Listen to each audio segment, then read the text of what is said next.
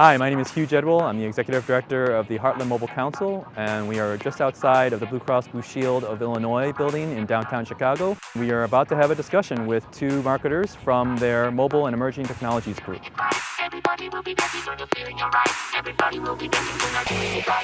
Patrick, you have a line that I love about seizing the moment now in mobile. What was that again? Back when we were starting our mobile strategy and we were trying to make sure people understood the importance of it, we kind of coined the phrase that in the mobile market here, that if you wait 6 months, you'll fall 2 years behind. And it was just to kind of reemphasize the pace of innovation that's happening that is even greater than a decade ago when we were starting to build our web presence, and that everything is moving that much quicker. The devices that we had 2 years ago, we wouldn't even consider buying those as a new device today. If you wait too long, the investment you need to do to catch up is almost worth 2 years of investment had you acted early. And that's part of what we try to do, is that you don't have to always be out front, but you have to be trying to stay up to speed at least, so you're not falling too far behind. It's hard to believe that anyone could actually be ahead of the game with how fast things are going. I mean, why is it that mobile is able to move so quickly, faster than what we even saw with the advent of the web? I think a big piece of that, and a big piece of why we like mobile, is that it's with someone all the time. Before you had to wait for someone to come back to their office or come back to their home and have the time to sit down at their computer and then find the time to interact with Blue Cross. And it was a big gap for us, is that the experience gap between when you experience our service and when you interact with us can be, in an old paradigm, weeks, if not months, between when a claim comes through and you actually take action on that. Well, now with mobile, you can be having that interaction almost in real time. And I think that's what's pushing that boundary so much further now, is that people have an expectation of real time, in the moment, and now, and that groups are finding that opportunity and they're seizing on it. And it's really, really a great time for us to be in that mobile space, because it's that real big shift between the old print brochure model to a web kind of interaction to hey, this is an in-the-moment relationship that you're building with your customers. We have briefly talked about how mobile will change everything. Can you expand upon that?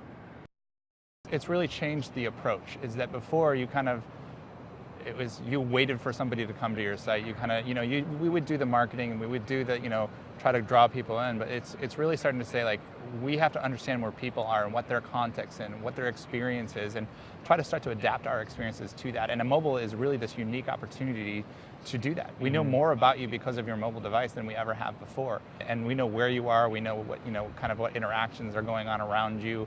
And it really has changed the ability for us to create a very custom and personalized interaction with our consumers. As we move further into the mobile revolution, we are seeing mobile integrated more deeply into products and services. What does this deeper integration look like for a service company like Blue Cross Blue Shield of Illinois? Our opinion on that is that we're trying to stay almost device agnostic and really empower our consumers to use the devices that they choose. We don't want to force people into a single wristband or shoe or fitness tool. We really want to say that, hey, the tools that you use and you're comfortable with and you're already engaged with, that's great. We're not trying to make you switch or change to do something that Blue Cross wants you to do. We want to look to see how can we use the information we know about you from Blue Cross to supplement the type of information you may already be getting from one of these wearable fitness devices. At the summit, you will talk about building a mobile team. If you could build your ideal mobile team now, what would it look like? Well, it's going to look exactly like the team I already have, Hugh.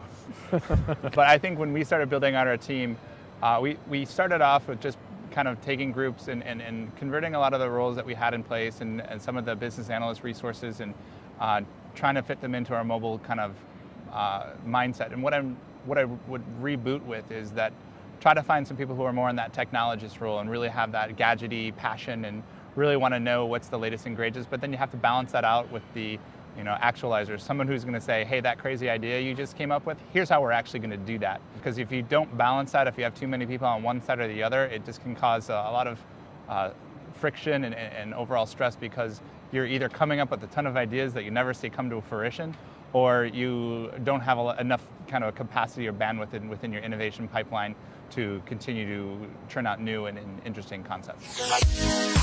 Thank you for joining us today. You can see Patrick and Corey live at our Mobile University Summit on September 26th.